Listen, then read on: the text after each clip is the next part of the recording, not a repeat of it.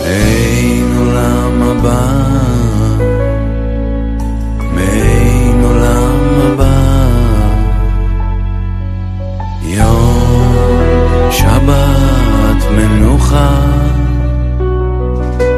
כל המתענגים, המתענגים בה, כל המתענגים, המתענגים בה, יזכו לרוב שמחה. כל המתענגים, המתענגים בה, כל המתענגים, המתענגים בה, יזכו לרוב שמחה.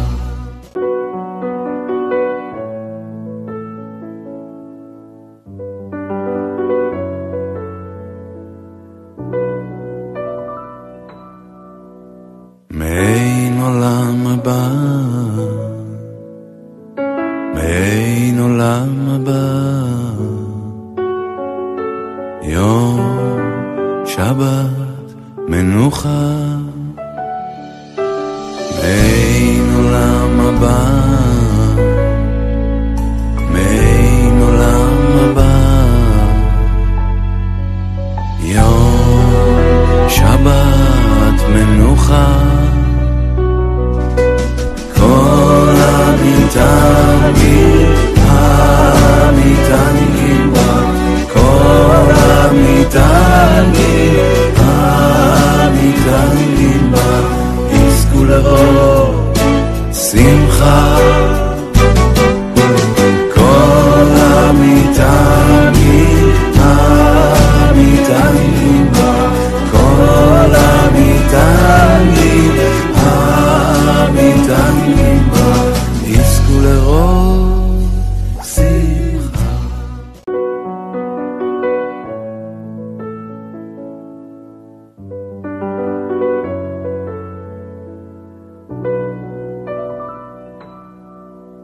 מעין עולם הבא,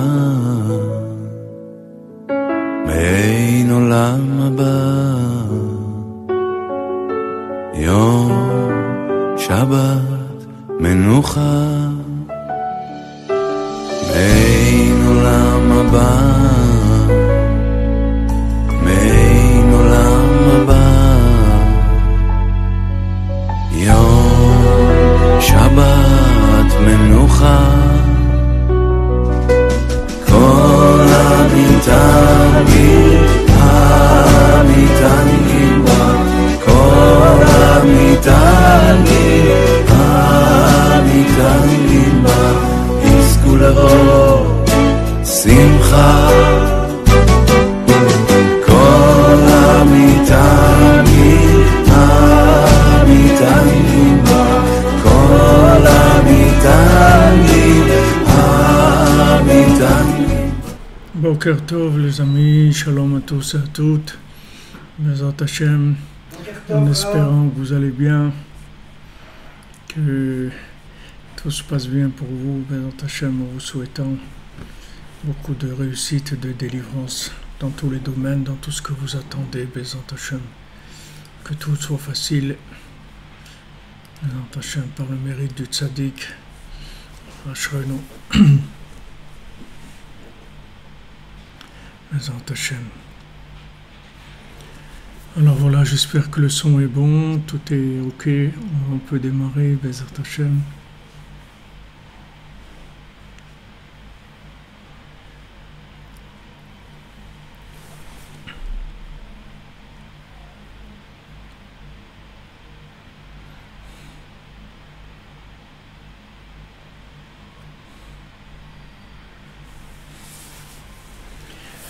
Voilà, je voulais faire le shiur Leilou Nishmat du Rav Monsonego, Alav Shalom, Rav Aaron Monsonego, Alav Shalom, qui est décédé ce matin. C'était le grand rabbin du Maroc, mais il était de la yeshiva d'Aix-les-Bains et je l'ai connu à Aix-les-Bains. C'est un grand, un grand Talmid Chacham, un grand érudit, un homme avec beaucoup de cœur,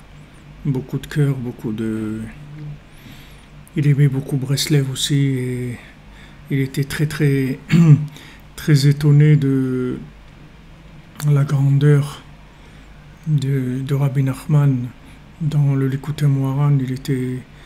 Il était vraiment, comme on dit, bouche bée devant la grandeur de Rabbi Nachman. En Bezat Hashem, que je vous les Nishmato, le shiur qu'on fait, les Nishmato, Bezat Hashem, que tout soit bien pour lui là-bas. Et qui prie pour nous aussi, qui prie pour tous ceux qui sont ici dans la marmite. Parce qu'on est vraiment dans la marmite, on a vraiment besoin d'aide. Alors on est arrivé dans notre étude, page 67. On s'approche vraiment de la fin. Il ne nous reste que 2 pages et demie. Et on est page 67, deuxième colonne, haute Lamed Bet, une lettre Lamed Bet, ou paragraphe Lamed Bet, c'est-à-dire paragraphe 32 de cette halakha. Et Rabbi Nathan nous parle ici. Donc, si vous vous souvenez, c'est-à-dire la dernière fois, on avait parlé de Yosef, c'est-à-dire dans le dernier cours avant Paris, on avait parlé de Yosef, et on avait dit que toute la sortie d'Égypte s'était faite par le mérite de Yosef, et par sa force. C'était lui qui avait pu mettre en place la sortie d'Égypte. Donc ici, Rabbi Nathan dit Keitikun Abrit, que l'alliance Hainu Zivuk Digdusha, c'est-à-dire avoir un mariage, être marié dans la sainteté, Huprinat Yechud, ça s'appelle Yechud, ça s'appelle une union, une fusion. Shaedeze Nichlalim Be'echad, Shenichal Achar Abriya Be'echad. Donc par le fait qu'il y a un mariage, et il y a un mariage dans la sainteté, c'est-à-dire c'est pas un mariage de débauche ou un mariage pour profiter de ce monde, c'est un mariage pour construire une vie connectée, pour construire une famille connectée. Alors à ce moment-là, ça fait un Yechud de Kutsha B'Yechud Shrinte, c'est-à-dire ça fait une union entre Hachem d'en haut et Hachem d'en bas, c'est-à-dire Hachem avant la création du monde et Hachem dans sa révélation dans ce monde. Shem Prinat Ish Veisha, qui sont Ish Veisha, c'est-à-dire l'homme et la femme. L'homme représente Akadosh Baruch Hu,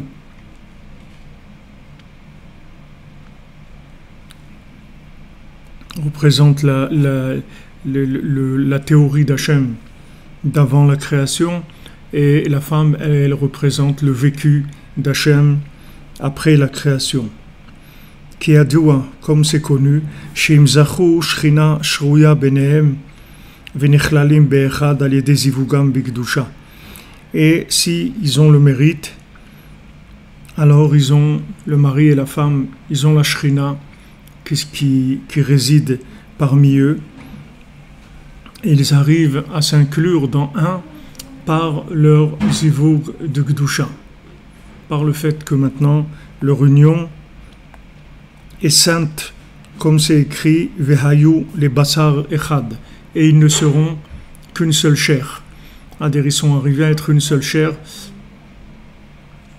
que maintenant il y a une union, une fusion parfaite entre la façon de voir d'en haut et la façon de vivre en bas. L'homme, il propose la façon de voir d'en haut, et la femme, elle propose la vision concrète des choses dans ce monde. Donc s'ils arrivent à se mettre d'accord et aller ensemble, alors à ce moment-là, ils font le yichud, c'est-à-dire ils font l'union, la fusion parfaite entre Hachem et la Shrina, et leur maison c'est comme un petit temple, un petit Beth Amikdash. Al ken ikar hazivuk dekdusha ou beshabbat, she'aznichal echar abriya be'echad, she'zeu raza de Shabbat, comme shkatuv sham. C'est pour ça que l'union la plus élevée c'est Shabbat, parce que comme le monde lui-même s'inclut dans Shabbat, s'inclut toute la matière, elle serait inclue dans le début, c'est-à-dire que quand on dit Shabbat vaychulu hashamayim va'aretz v'chol tzevaam, que maintenant le Shabbat, il y a la fin de toute la matière, de tout ce qui a été créé. Vaychulu, c'est écrit dans le Bezrat Hashem, c'est écrit que maintenant on rentre dans Shabbat. Quand on rentre dans Shabbat, alors il y a une annulation de la force de la matière. C'est-à-dire la matière, elle commence à entendre un petit peu. Comme c'est écrit dans la paracha, Vayi Ekev Tishmeun. C'est-à-dire, pourquoi le mot Ekev? Quand mot à mot, Vayi Ekev Tishmeun, c'est-à-dire que ça sera quand dans le talon, vous allez entendre. C'est-à-dire quand maintenant on va arriver au talon, là où on est maintenant, qu'on est dans le talon de Mashiach, c'est-à-dire qu'on est à la fin du temps, à ce moment-là, Tishmeun, à ce moment-là, vous allez entendre. Pourquoi vous allez entendre? Parce que le bruit de la matière, le bruitage de la matière ça fait du bruit, ça fait de la cacophonie, ça fait du bruit, ça trouble les ondes d'Hachem, les ondes positives. La matière, elle est là pour faire du bruit sans arrêt. Ça fait du bruit, ça fait du vacarme. Ça attire l'attention. Ça essaye d'attirer l'attention pour distraire les gens du but. Alors il y a beaucoup de bruit. Il y a beaucoup de bruit de publicité, il y a du bruit de cinéma, il y a du bruit de musique, il y a des artistes, il y a de la politique, il y a des événements, l'événementiel, il y a beaucoup de choses. Tout ça pour essayer de détourner la personne d'entendre les voix qu'il faut entendre. Mais maintenant qu'on est à la fin, des temps, on est dans Ikveta d'Imshecha. Alors dans les talons de la venue du Mashiach, c'est-à-dire qu'on est à la fin de toute la stature de la création. À ce moment-là, Vayiv Ekev Tishmeun, quand vous allez arriver au talon de Mashiach, vous allez entendre. Qu'est-ce que vous allez entendre? Vous allez entendre la voix de son maître, vous allez entendre la voix du maître. La voix du maître, elle va se faire entendre. Parce que Hachem lui-même, il va faire taire le monde, il va faire taire la bêtise humaine. Hachem lui-même, il va faire taire tous les moyens, tout ce qui est distraction, tout ce qui va détourner l'homme, tout le mensonge. Hachem lui-même, il va le faire taire. Comme il dit dans Shabbat, Vaychulu hashamayim va'aretz v'chol tzevaam. C'est écrit que maintenant, quand il rentre Shabbat, Hachem, en fait, il détruit tout ce qu'il a créé pendant les 6 jours de la semaine. Il détruit toute la manifestation de ces choses-là. C'est pour ça qu'on ne peut pas faire des travaux le Shabbat, parce qu'il n'y a pas besoin de faire de travaux, parce qu'il n'y a plus rien. C'est juste une apparence, mais les choses elles n'ont plus du tout l'intensité de ce qu'elles ont dans la semaine. C'est pour ça qu'on dit que même quelqu'un qui connaît rien, la Gemara dit dans Shabbat, le Talmud dit dans le traité de Shabbat, il dit que même quelqu'un qui n'a pas de connaissance d'Hachem, qui n'a pas beaucoup de crainte d'Hachem et tout, mais le Shabbat, il fait attention, il ne ment pas. La Gemara dit, Afilu Amaharetz, même quelqu'un qui ne connaît pas la Torah, qui n'est pas tellement branché, alors Yaré les Shaker be Shabbat. Il veut pas mentir le Shabbat, il a peur de mentir le Shabbat, parce que il sent quand même un surplus de conscience, un surplus de spiritualité. Donc ce surplus de spiritualité, il est en équilibre en fait avec une baisse de l'intensité de la matière. Parce que si la matière elle restait aussi intense que ce qu'elle est d'habitude. Alors on ne pourrait pas, parce que elle fait tellement de bruit, la matière, que c'est irrésistible. Quand il y avait les premières générations qui a eu le déluge, c'était irrésistible. Pourquoi ils n'ont pas résisté? Vous croyez qu'ils étaient moins intelligents que nous? Ils étaient beaucoup plus intelligents que nous. Beaucoup plus intelligents, beaucoup plus forts que nous, C'était d'autres dimensions complètement. Mais seulement la matière aussi, elle faisait du vacarme, beaucoup plus que leur intelligence. Donc c'était dur pour eux, c'était pratiquement impossible. De nos jours, Baruch Hashem, merci mon Dieu, tous les tzadikim, ils ont lutté. Tous les tzadikim, tous les grands tzadikim, ils ont lutté, les Rabbi Shimon Bar Yochai, tous les tzadikim, ils ont lutté pour faire taire un petit peu la matière, pour abaisser un petit peu le bruitage de la matière, pour faire baisser tous ces éléments-là, pour les faire baisser, pour qu'elle crie moins la matière. Et la matière, en fait, elle aura de moins en moins d'attrait, elle aura de moins en moins d'attrait, parce que Hachem, il va faire baisser à chaque fois tout le charme, toute l'attirance de la matière, etc. Il va la rendre de plus en plus grossière, si vous voulez. Ça va être de moins en moins attirant, parce qu'on rentre dans Shabbat. Pour qu'on puisse rentrer dans Shabbat, il faut qu'il y ait une alternance, c'est-à-dire il faut qu'il y ait un moment où la matière, elle baisse. Parce que si maintenant on nous laisse la matière dans le même attrait, alors c'est très difficile. Comme il y a un massé que une fois ils ont voulu juger un roi d'Israël qui avait fait faire Avodah Zarah, il avait fait faire Avodah Zarah à tout le Ham Israël, et il avait fait fauter le Ham Israël, Ménaché. Ménaché, bien que maintenant Ménaché, c'était le roi Ménaché, c'était le fils de Chizkiyahu, du roi Chizkiyahu Amelech. Le roi Chizkiyahu, il voulait pas se marier parce qu'il a vu qu'il allait avoir un fils comme Ménaché. Alors Hachem, il voulait le tuer. Alors le prophète, il est venu nous voir, il lui a dit, regarde, pourquoi Hachem, il veut te tuer. Il a décidé de te tuer. Tu vas mourir.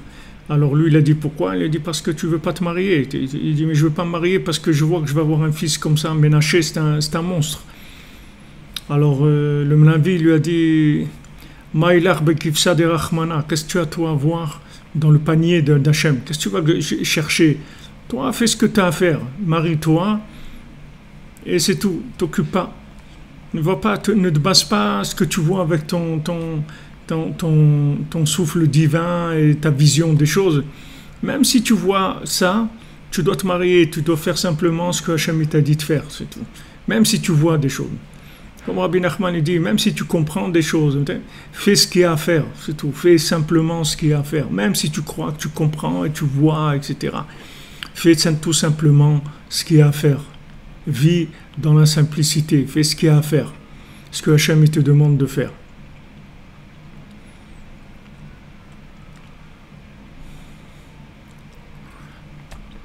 C'est vrai. Alors ok, alors le roi Chizkiyahu Melech, il a dit, puisque maintenant c'est comme ça, alors donne-moi ta fille, il lui a dit en mariage, donne-moi ta fille en mariage, et si tu me donnes ta fille en mariage, comme ça, si tu me donnes ta fille en mariage, peut-être que le mérite de nous deux, ça fera que j'aurai pas ce fils Ménaché. Ok. Alors, il lui a donné sa fille en mariage, le Navi, il a donné son fille en mariage, mais il a quand même eu Ménaché. Ménaché, il a fait faire Avodah Zarah, il a fait des choses terribles. Il a fait faire au Ham Israël des catastrophes. Ok, quand il est mort, alors après, il y a une fois des sages qui ont voulu le juger. Ils ont voulu juger le roi Ménaché. Et quand ils ont voulu juger le roi Ménaché. Alors il est revenu en rêve. Il leur a dit ne me jugez pas. Ne me jugez pas parce que si vous étiez à ma place, c'est pas de l'idolâtrie. Vous auriez relevé vos vêtements pour pouvoir courir plus vite pour aller faire de l'idolâtrie. Maintenant, dans votre période, dans votre époque, l'idolâtrie, Hachem il a énormément abaissé le niveau de l'idolâtrie.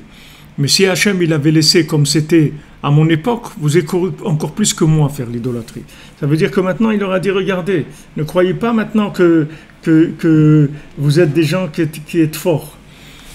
Vous êtes plus forts que moi parce que vous pouvez être dans une période où il y a une baisse de l'intensité, de l'attrait de ces choses-là. Aujourd'hui, d'aller adorer des statues, des trucs et tout, beaucoup de cultes qui n'ont aucun intérêt, c'est-à-dire que les gens ils y trouvent aucun intérêt. Mais ça vient d'où?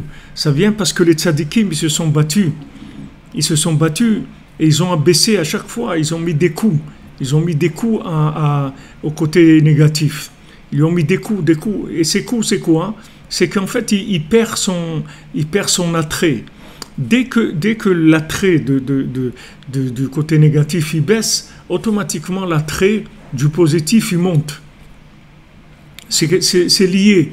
C'est-à-dire il y en a un des deux qui doit prendre la scène, qui doit prendre l'affiche. Donc ou c'est l'un ou c'est l'autre, ou c'est Yaakov ou c'est Esav. Mais on peut pas les deux en même temps.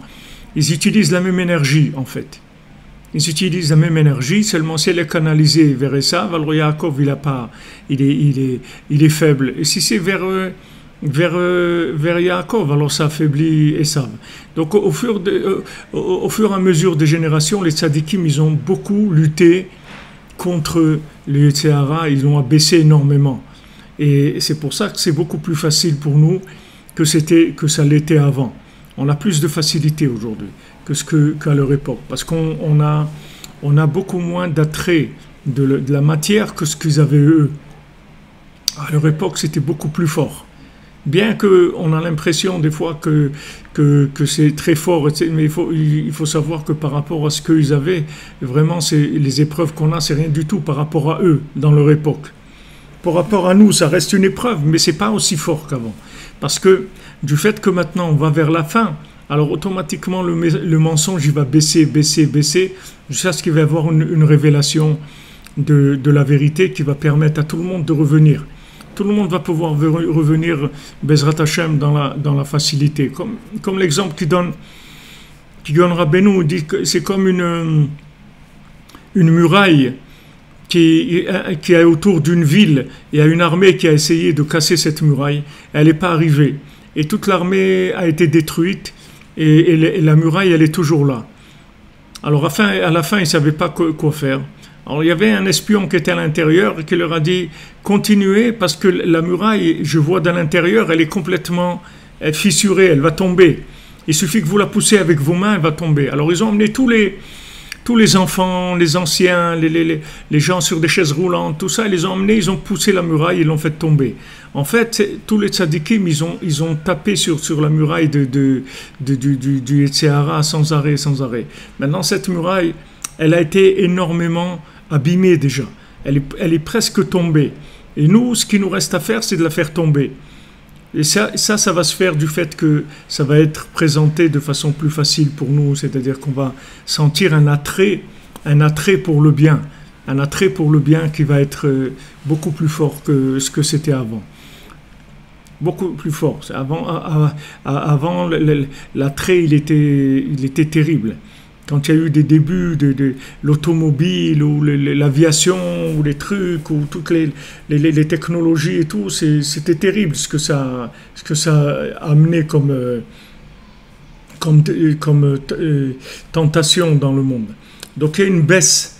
C'est pour ça que Rabbi Nathan il dit que le zivou du Gdusha, c'est-à-dire que l'union du Shabbat, elle est beaucoup plus élevée que l'union de la semaine, parce que dans le Shabbat, quand on monte, on nous a facilité, on a baissé le niveau de la matière.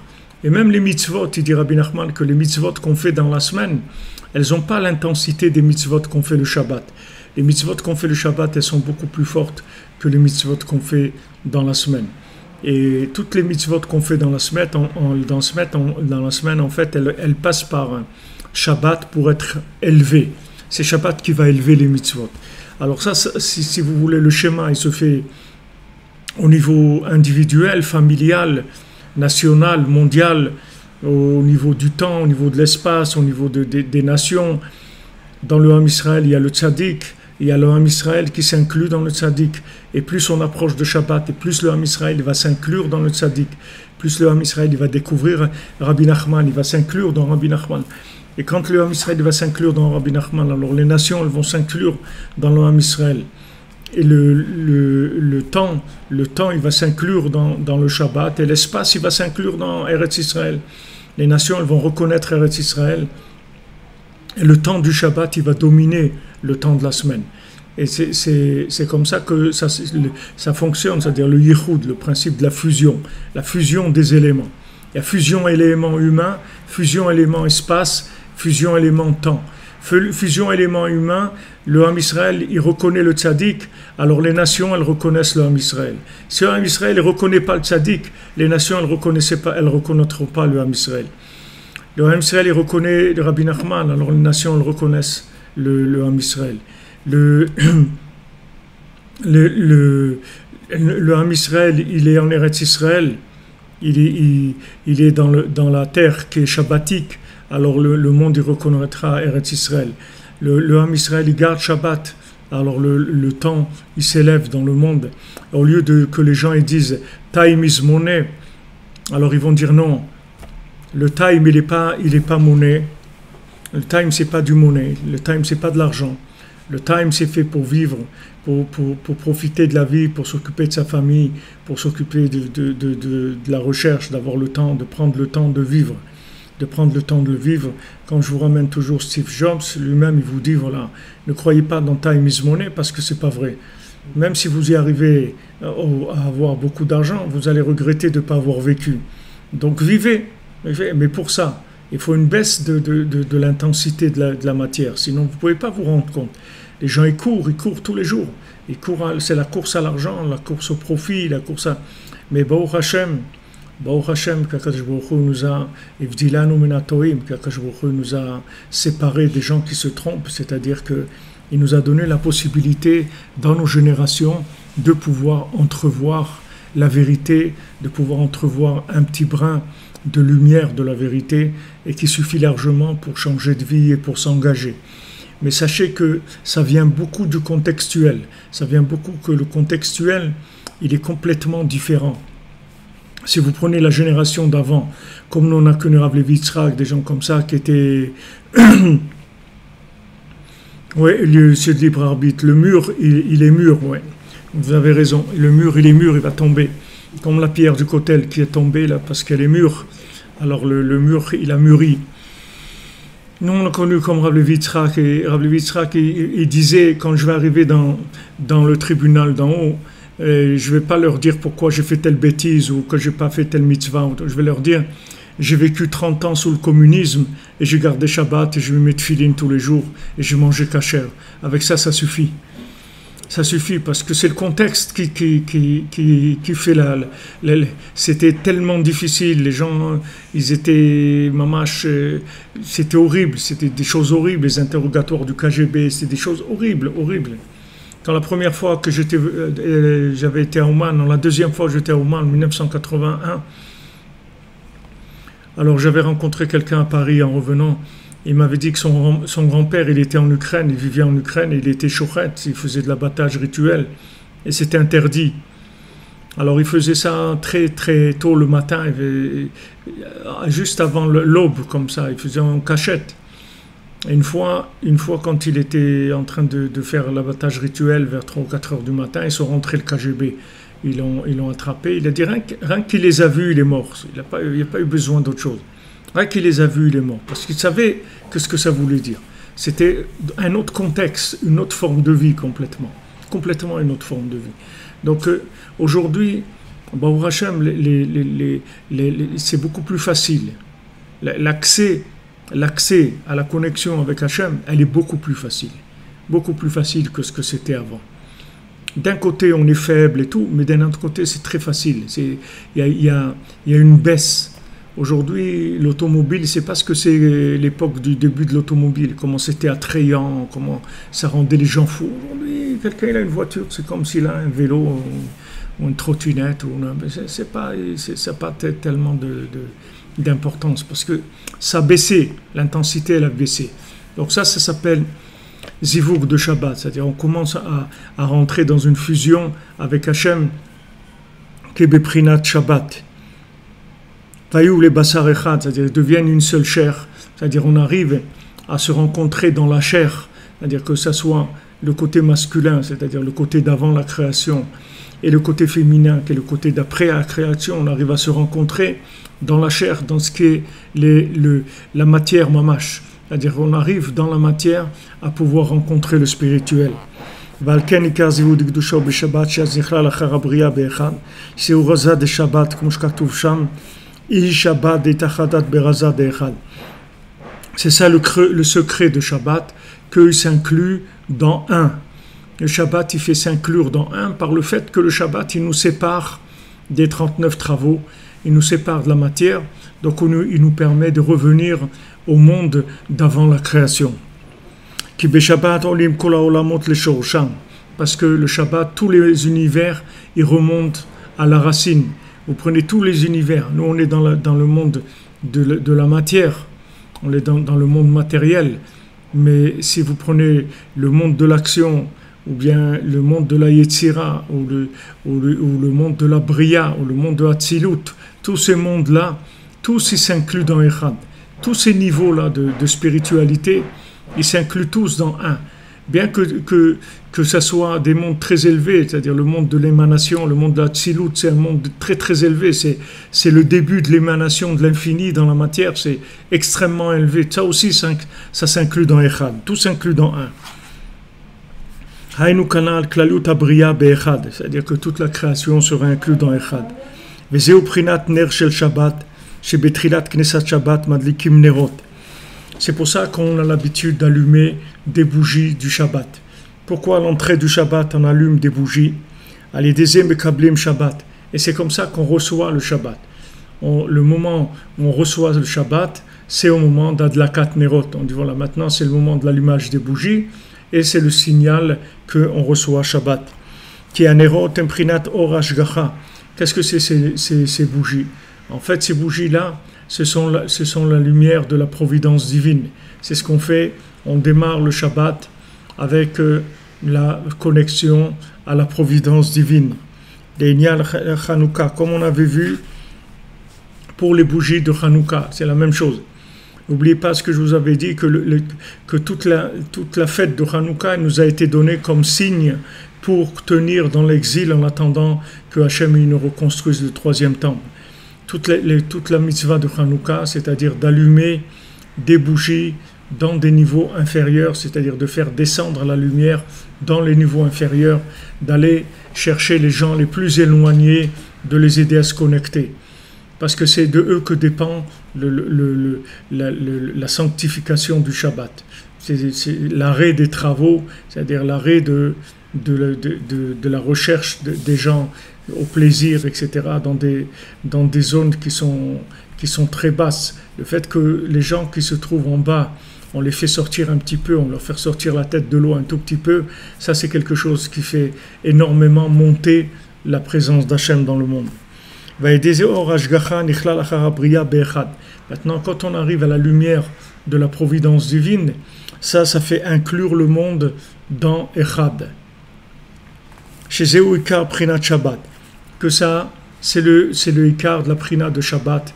C'est-à-dire, qu'est-ce qui s'appelle Shabbat? C'est comme on dit, Im Tashiv Mi Shabbat Raglecha. Im Tashiv Mi Shabbat Raglecha. C'est-à-dire que tu ramènes, ouais, c'est le cinquième monde, comme vous disiez, c'est le monde de l'unité des quatre éléments avec le monde supérieur. Im tashiv Shabbat raglecha, ça veut dire tu vas ramener tes pieds vers le Shabbat. Qu'est-ce que c'est tes pieds? Tes pieds, tes pieds, ils sont en contact avec la matière, d'accord? C'est-à-dire, qu'est-ce qui représente les pieds? C'est tout ce avec quoi on est en contact dans ce monde. Ce monde, c'est un monde de pieds. Il y a les pieds noirs, il y a les pieds nickelés, il y a les pieds trucs.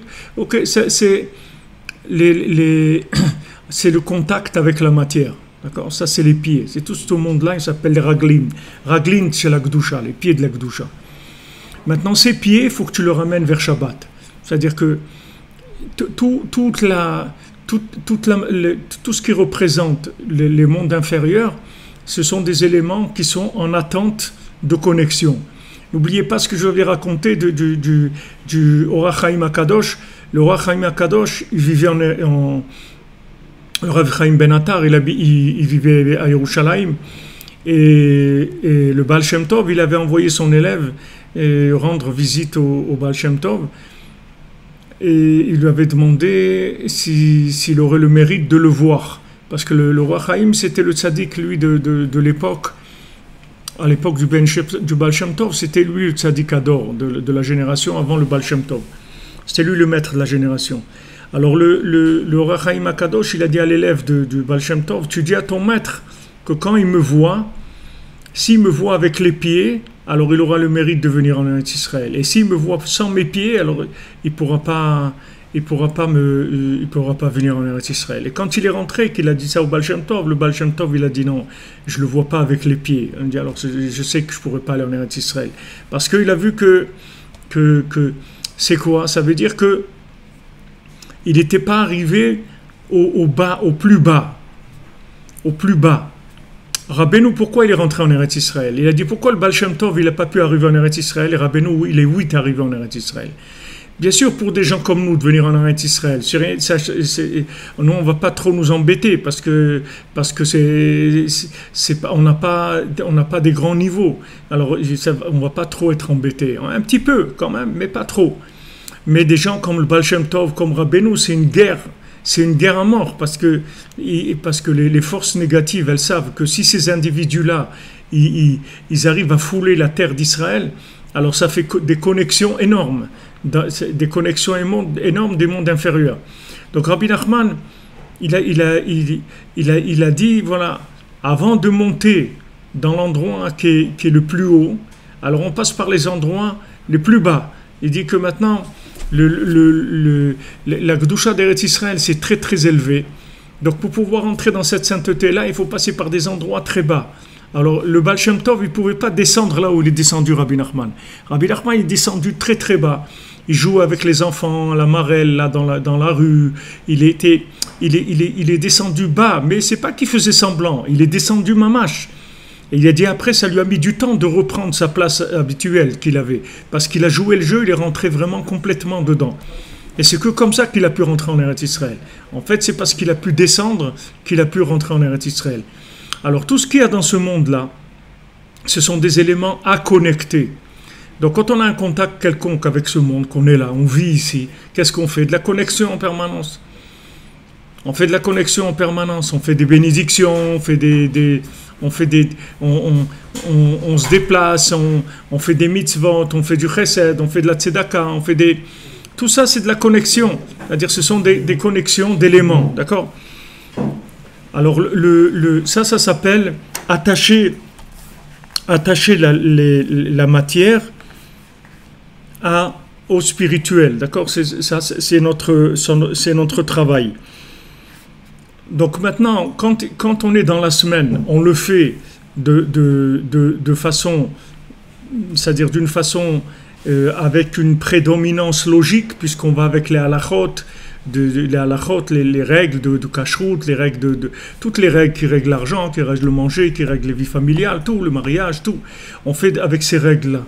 Et maintenant, tous ces éléments-là qu'on a connectés pendant la semaine, ils vont tous être pris et être connectés au 5e monde, c'est-à-dire à la 5e dimension, comme nous a dit monsieur libre arbitre. Il va faire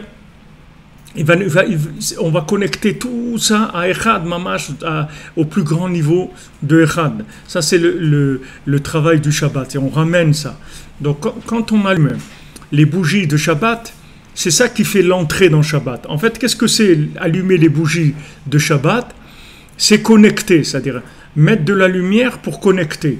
La lumière, c'est ce qui permet de voir. C'est ce qui permet de voir ce qu'on ne voit pas d'habitude. C'est ça ce qu'ils appellent de la connexion. Quand vous dites à quelqu'un, est-ce que tu vois ce que je veux dire? Est-ce que tu te vois là-bas? Est-ce que tu te vois? Est-ce que tu vois ce que tu es en train de faire? Le principe, comme on avait approfondi tout le lien de la vue, la vision des choses. La vision des choses. La vision des choses, elle est le résultat de la lumière. Donc, cette lumière, quoi? C'est quoi cette lumière? Cette lumière, c'est de la connexion. Cette lumière, c'est de la connexion. C'est-à-dire, cette lumière, c'est que vous voyez que cette chose-là, voilà à quoi elle sert. Voilà comment elle se connecte. C'est comme si vous avez chez vous un outil, vous ne savez pas à quoi il sert. Alors pour l'instant, il est là. Il est là, vous le mettez quelque part, mais il ne sert à rien, parce que vous ne savez pas quelle est son utilité. Une fois que vous avez trouvé que cet outil-là, comment il marche, vous allez l'utiliser. Si c'est un tire-bouchon, si c'est un débouche-truc, ou n'importe quoi, c'est l'outil. Il a sa fonction, c'est-à-dire il a sa fonction. Ce que Rabbeinu il appelle dans le début du Likutei Moharan, le sechel sheyesh bekol davar, l'esprit qu'il y a dans chaque chose. C'est-à-dire chaque chose, elle est animée d'un esprit, que cet esprit-là, il est connecté, il est connectable. C'est-à-dire que l'esprit-là, c'est la connexion de cette chose-là avec Hachem. C'est ça ce qui s'appelle un zivoug. C'est ça le principe du zivoug. En fait, quand un homme, il rencontre une femme, il rencontre quoi? Sa femme, d'accord? Pourquoi il a rencontré sa femme? Pourquoi c'est sa femme? Pourquoi c'est pas une autre? Il y a des millions de femmes. Pourquoi c'est celle-là, c'est pas une autre? Parce que c'est celle-là que lui, il peut connecter, et pas une autre. C'est celle-là qui va connecter. Il va s'occuper d'elle, il va lui écrire une ketouba, et il va la connecter à Hachem. Il va l'honorer, il va l'habiller, il va la nourrir, il va la rendre joyeuse. Il va la rendre joyeuse, c'est-à-dire qu'il va faire tout ce qu'il peut pour la connecter. Ça, c'est son travail. C'est le travail d'un mari. Et c'est pour ça qu'il se marie avec cette femme spécialement, et pas une autre. Pourquoi c'est pas une autre? Il n'est pas attiré pour se marier avec telle personne ou telle personne. Pourquoi c'est celle-là? Parce que celle-là, c'est celle qui a été choisie pour qu'il la connecte. C'est celle qui peut connecter. Et une autre, il ne peut pas la connecter, c'est tout. Donc il pourra rien faire. Pour rien faire du tout, il va être complètement dépassé. Il va être complètement impuissant à pouvoir faire quoi que ce soit. Tandis que son épouse, elle a tout ce qu'il faut pour qu'il puisse la connecter. Donc à lui de chercher la connexion, à lui de se brancher à Echad pour pouvoir la rendre joyeuse et pour pouvoir la connecter à Hachem. C'est ça son travail. C'est ça son travail, c'est le travail de l'homme. Donc ça, c'est le principe du zivouk pachout, comme on le voit, c'est-à-dire zivouk, comme on dit, mariage. Mais en fait, tous les éléments avec lesquels vous êtes en contact dans votre vie, c'est des mariages. Tout, la nourriture, l'argent, le déplacement, les vêtements, tout ce avec quoi vous êtes en contact, en fait, ça vient chez vous pour que vous le connectiez. Et ça vient chez vous, ça ne va pas aller chez quelqu'un d'autre. Quand vous allez aller au marché, vous allez acheter 1 kilo de carottes. Ces carottes-là, elles arrivent chez vous parce qu'il n'y a que vous qui puissiez connecter ces carottes. Elles ont un rapport avec vous. Donc maintenant, quand vous avez gagné votre argent, vous l'avez gagné avec votre métier, c'est-à-dire avec votre façon de faire. Comme je parle avec quelqu'un qui nous disait... je parlais avec quelqu'un à Paris que j'ai expliqué le principe de l'artisanat. Avant, ça existait les artisans. Aujourd'hui, ça existe presque plus des artisans. Avant, qu'est-ce que c'est l'artisan? L'artisan, c'est une fusion entre l'artiste et l'ouvrier. L'artiste, c'est celui qui a l'inspiration. D'accord? L'ouvrier, c'est celui qui exécute, qui fait le travail. D'accord? Mais l'artisan, c'était quelque chose c'est un artiste qui travaille. Ça, c'est le principe de l'artisan. C'est un artiste qui travaille. C'est-à-dire qu'il a sa façon de faire la chose. C'est quelque chose qui est personnel. C'est lui qui fait cette chose-là. Et l'artisanat, c'est ce qu'on appelle en Lachon HaKodesh, ça s'appelle la Oumanout. La Oumanout, c'est le travail de quelqu'un. Un Ouman, c'est un travailleur. Maintenant, dans le langage moderne hébreu, ils disent Ouman, c'est un artiste. Mais un Ouman, c'est pas un artiste, c'est un travailleur. Mais la différence, c'est que c'est un travailleur connecté. C'est-à-dire, c'est un travailleur qui connecte. C'est pas un travailleur qui travaille la matière comme une matière. C'est quelqu'un qui travaille la matière comme étant une matière vivante. Donc, il met son cœur dedans, et cette matière-là, elle se connecte. En fait, tous les gens qui travaillaient dans le Mishkan, c'était comme ça. Tous ceux qui ont fait le Mishkan, ils avaient ce qu'on appelle Chokhmat Lev, c'est-à-dire la sagesse du cœur. Ils avaient un contact spirituel avec la matière. C'est-à-dire qu'ils travaillaient avec leurs mains, mais c'était connecté entièrement à Hachem. Puisque maintenant, pourquoi ils faisaient ça? C'était pour construire la maison d'Hachem, oui. Pourquoi tu te maries? Pour construire une maison d'Hachem. Pourquoi tu travailles? Pour construire la maison d'Hachem. Pourquoi tu manges? Pour que le monde il soit connecté à Hachem. Tout ce que tu fais, c'est par rapport à Hachem. Alors, quand quelqu'un travaillait au Mishkan, bien qu'il y avait une grande sagesse de technique, c'est-à-dire une grande technologie de travail, puisqu'on dit que les femmes, quand elles tressaient, la laine, elle l'a tressée sur le mouton lui-même, et que c'était une grande chokhma de savoir faire ça. C'était une très grande technique. Comment on fait ça? Aujourd'hui, il n'y a personne qui sait faire ça. Enfin, je dis ça comme ça parce que j'ai pas entendu. C'est possible que j'ai pas entendu, j'ai pas tout entendu dans ma vie. Mais on parle pas de ça. En tout cas, c'est pas des choses comment filer la laine, et tisser et tresser sur le mouton lui-même. C'était une très grande chokhma. Mais cette chokhma, elle venait pas de l'université de Harvard ni de la Sorbonne. Elle venait de la connexion de l'individu. C'est-à-dire que du moment où la personne, elle avait trouvé son travail qui était adéquat à elle, c'est-à-dire qu'elle a trouvé ce qu'elle peut connecter dans le monde, elle n'a rien besoin d'apprendre du tout. Parce que l'université, c'est pour apprendre à des gens qui ne sont pas connectés. Mais quelqu'un qui est connecté, il n'a pas besoin d'aller à l'université. Quelqu'un qui a trouvé son métier, il n'a pas besoin d'aller à l'université. Parce que lui, il peut enseigner à l'université. Mais il n'a pas besoin d'apprendre, parce que l'université, elle est faite pour apprendre à des gens qui sont morts spirituellement, pas des gens vivants. Mais si vous vivez votre métier, vous n'avez pas besoin d'apprendre, vous allez l'apprendre en le faisant.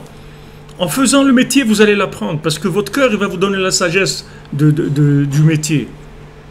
Et après, vous devenez vraiment un artisan de très haut niveau. Mais pourquoi vous devenez artisan de très haut niveau? Parce que vous aimez votre métier, parce que vous connectez ce que vous faites. Ce que vous faites, vous le connectez. C'est pour ça que vous arrivez à faire des choses extraordinaires, parce que c'est connecté. Tandis que ils ont créé des systèmes d'université. Avant, les gens, ils n'apprenaient pas à l'université. Les gens, ils apprenaient avec des stages, c'est tout. Ils faisaient des stages de formation, c'est tout. Juste pour connaître les béabas de la technique. Et avec ça, les gens, ils y arrivaient parce que c'était des vrais. Aujourd'hui, comme les gens, ils font des métiers avec lesquels ils n'ont rien à voir. Donc, ils ne sont pas du tout branchés dans leur travail. C'est-à-dire qu'ils ne connectent pas les choses. Donc, comme ils ne connectent pas les choses, il faut apprendre la technique, puisque ce n'est pas connecté. C'est pareil dans tout. Même pour le mariage, alors il faut prendre des cours de mariage. Il faut aller prendre des cours. Comment on fait le mariage? Comment on fait tout? Pourquoi? Parce que les gens ne sont pas connectés. Mais si quelqu'un il est connecté, il n'a pas besoin d'apprendre comment on fait le mariage. C'est quelque chose. Ma grand-mère, elle n'a pas fait des cours de Shalom Bayit. Il n'existait pas les cours de Shalom Bayit à l'époque de ma grand-mère. On ne faisait pas des cours de Shalom Bayit. Les cours de Shalom Bayit, c'est pour des gens qui ne sont pas mariés par rapport au mariage. C'est des gens... Ils sont mariés sur la base du mariage. C'est-à-dire qu'un homme, il est à sa place et une femme, elle est à sa place. Et que lui, sait exactement ce qu'il a à faire. Et elle sait exactement ce qu'elle a à faire. Il n'y a pas besoin de cours de Shalom Bayit. Le cours de Shalom Bayit, c'est vient chez des gens déphasés complètement. Que l'homme, il est à moitié femme et la femme, elle est à moitié homme ou trois quarts. Et chacun, il a vécu comme il a vécu. Il a dû se débrouiller pour ça et poser pour l'autre. Alors les gens, ils sont déphasés. Ils ne sont pas eux-mêmes. Donc maintenant, on ne sait plus qui est-ce qui va connecter l'autre. Est-ce que c'est l'homme qui connecte la femme? Est-ce que la femme qui va connecter l'homme? Des femmes, elles sont plus avancées dans la Torah que leur mari. Il y a des trucs qui sont à l'envers. Complètement, tout ça, ça vient de quoi?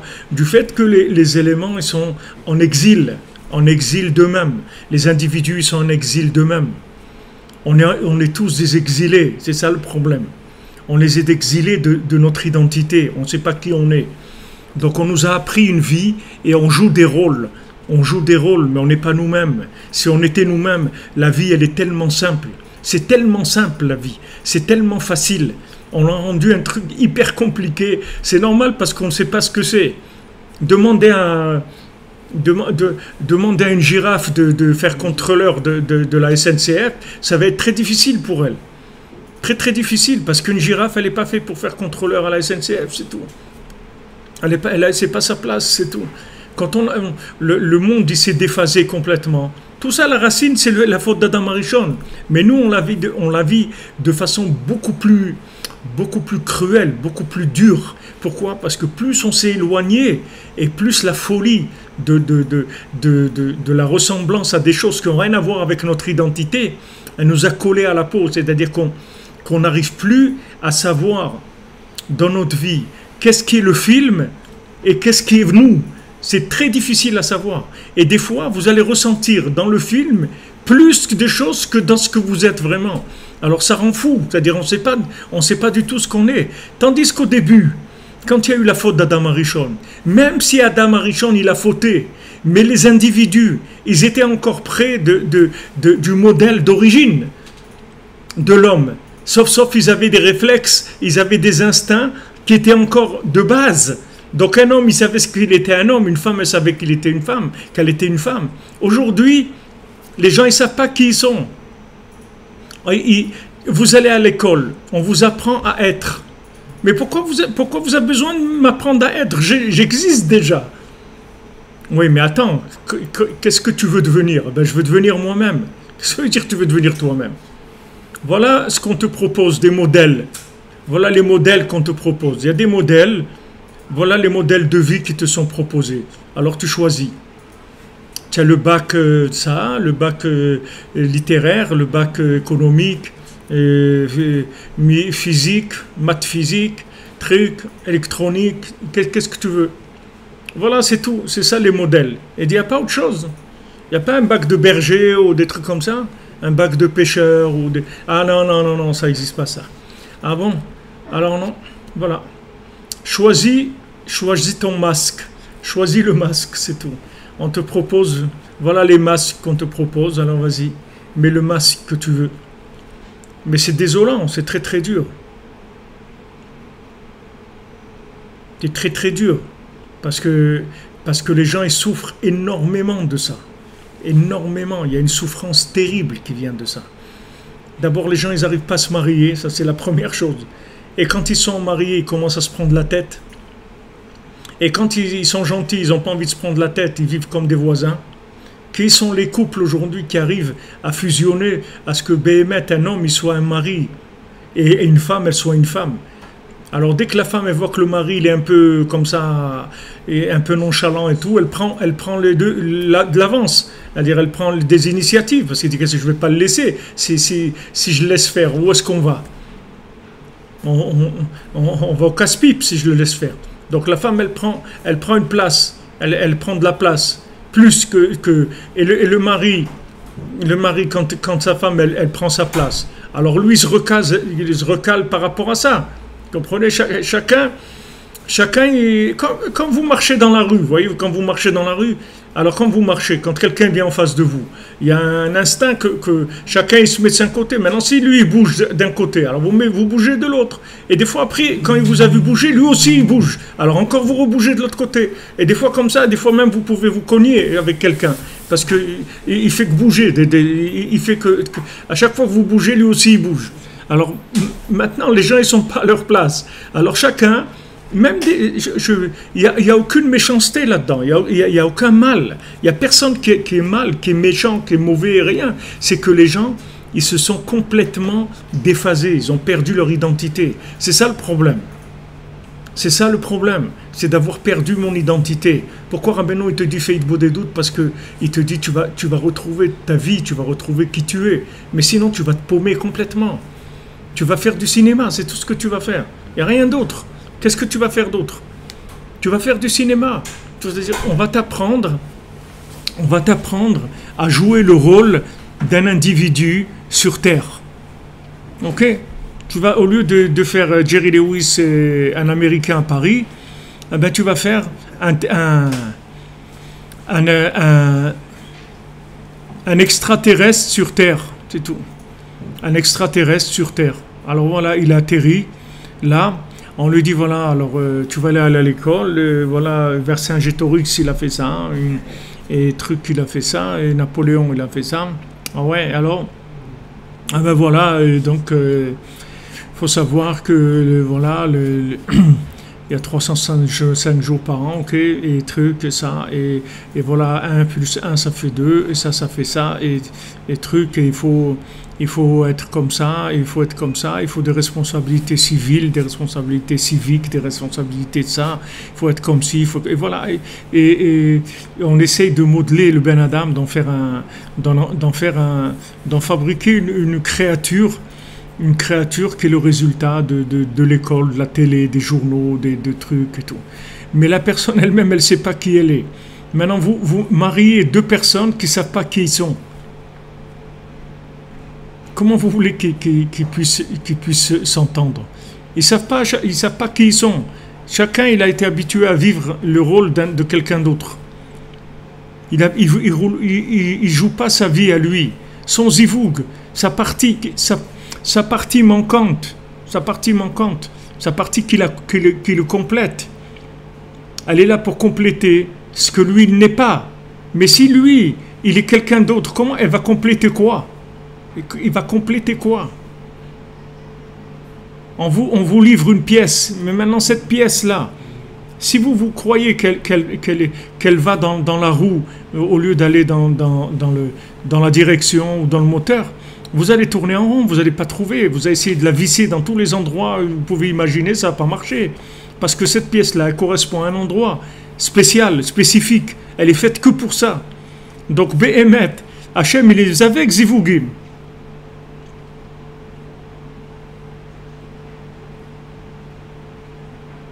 Hachem, il les met avec Zivugim. Qu'est-ce qui vous reste?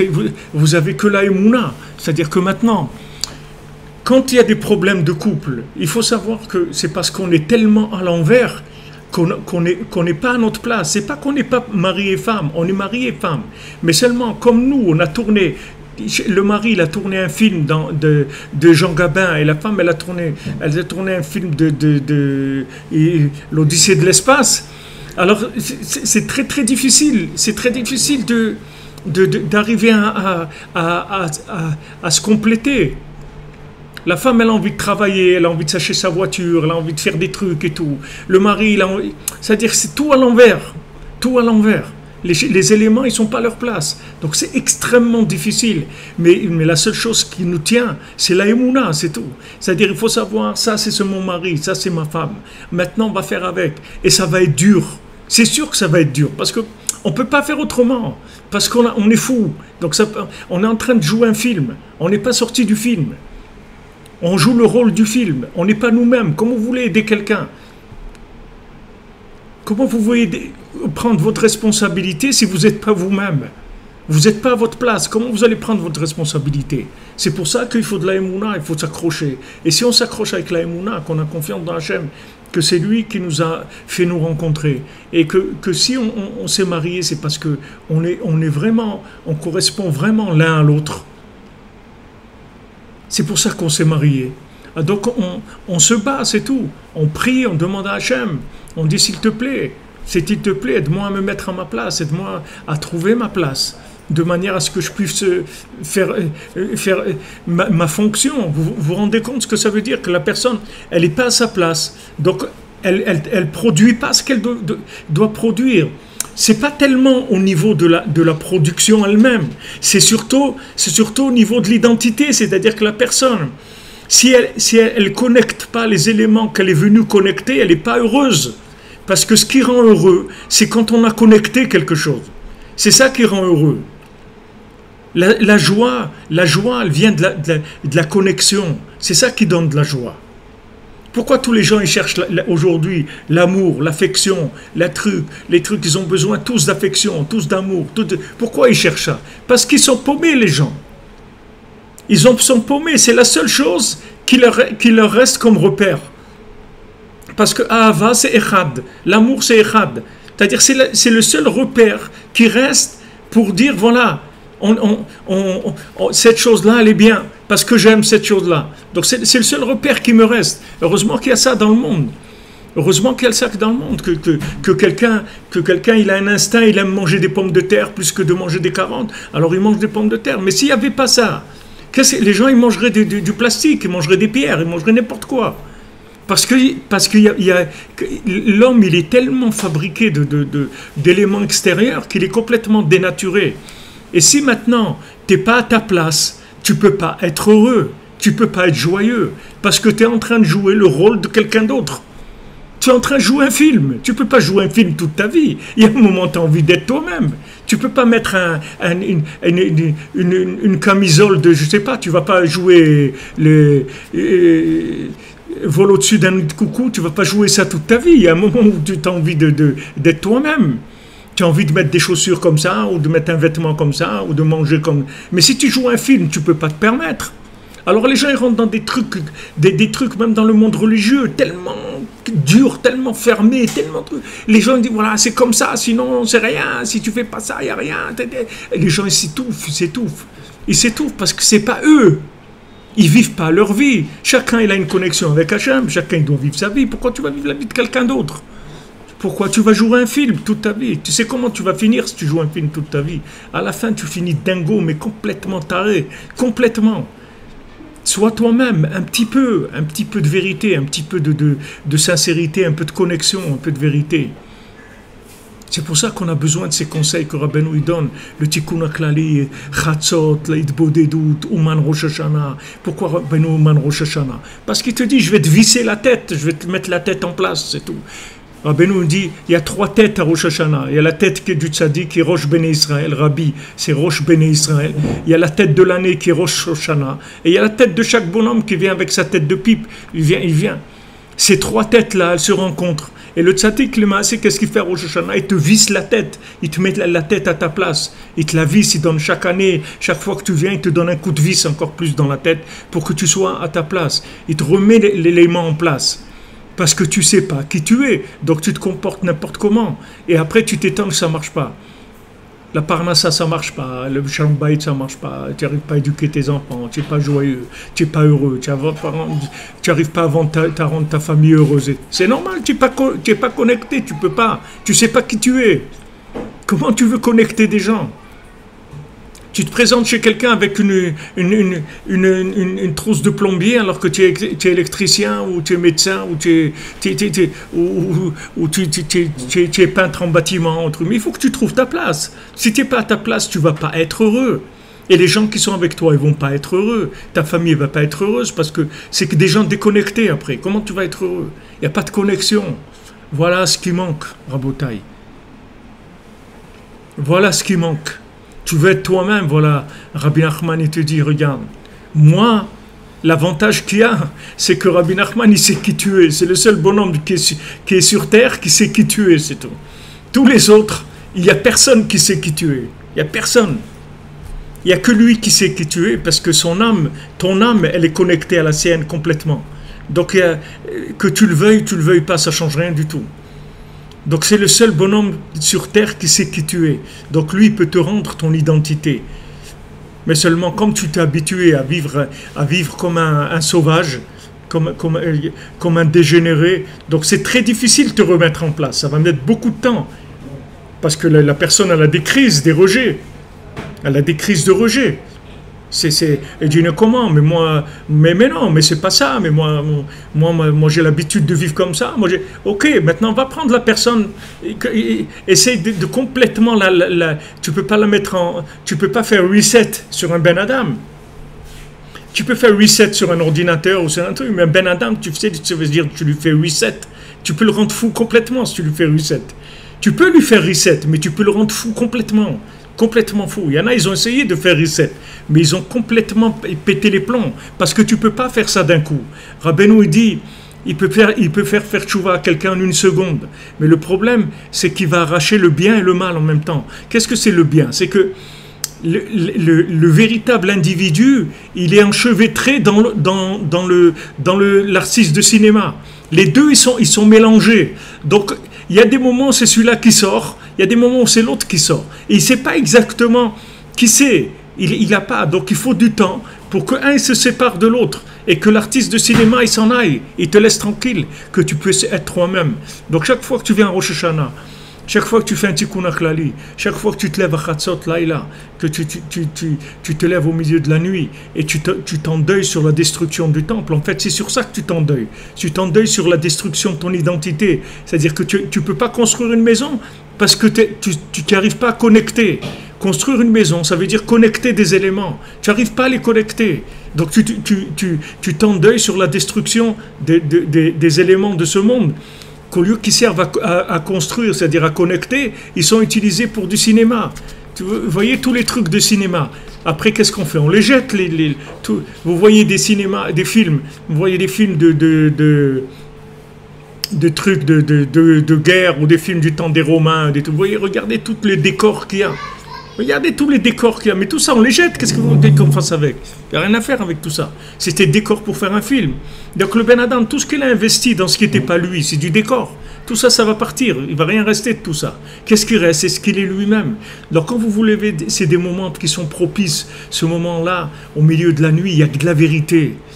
C'est pur, il y a de la vérité, il n'y a pas de cinéma.